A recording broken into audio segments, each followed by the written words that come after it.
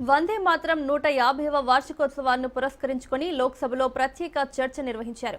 జాతీయ గేయం వందే మాత్రం 150 ఏళ్లు పూర్తి చేసుకుందని ప్రధాని తెలిపారు. వందే మాత్రం భారతదేశంలో బ్రిటిష్ పాలనకు వ్యతిరేకంగా ఒక యుద్ధ నినాదమన్నారు. కాంగ్రెస్ ను తీవ్రంగా విమర్శిస్తూ వందే మాత్రం 100 సంవత్సరాలు పూర్తి చేసుకున్నప్పుడు దేశం అత్యవసర పరిస్థితిలో ఉందన్నారు.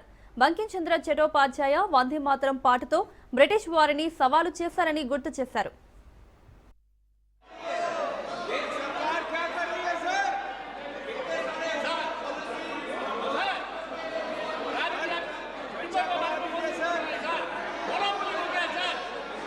एक मिनट बरी एक सेकंड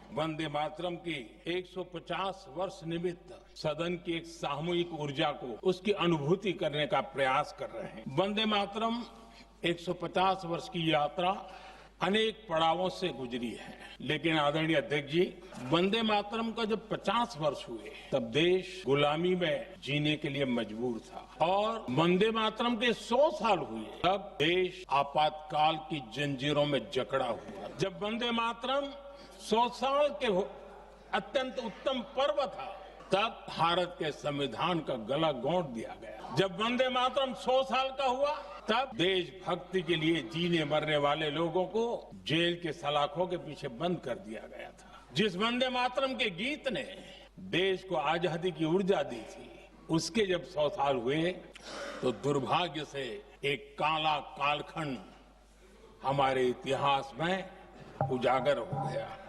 आदरणीय अध्यक्ष जी, 150 वर्ष उस महान अध्याय को, उस गौरव को पुनः स्थापित करने का अवसर है और मैं मानता हूं सदन ने भी और देश ने भी इस अवसर को जाने नहीं देना चाहिए। यही वंदे मातरम है जिसने 1947 में देश को आजादी दिलाई। स्वतंत्रता संग्राम का भावात्मक नेतृत्व इस वंदे मातरम के जयघोष में था। आजादी का आंदोलन चला रहे थे और उसी का परिणाम है कि आज हम सब यहाँ बैठे। आजादी की लड़ाई इस मातृभूमि को मुक्त कराने का भी जंग था। अपनी मां भारती को उन बेड़ियों से मुक्ति दिलाने का एक पवित्र जंग था। और वंदे मातरम की पृष्ठभूमि हम देखें, उसके संस्कार सरिता देखें तो हमारे यहाँ वेद काल से एक बात बार बार हमारे सामने आई है। जब वंदे मातरम कहते हैं तो वही वेद काल की बात हमें याद आती है।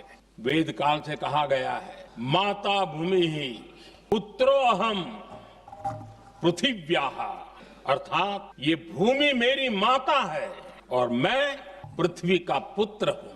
वंदे मातरम 150 हम सबकी प्रेरणा बने, हम सबकी ऊर्जा बने और देश आत्मनिर्भर बने। 2047 में विकसित भारत बना करके हम रहे, इस संकल्प को दोहराने के लिए ये वंदे मातरम हमारे लिए एक बहुत बड़ा अवसर है।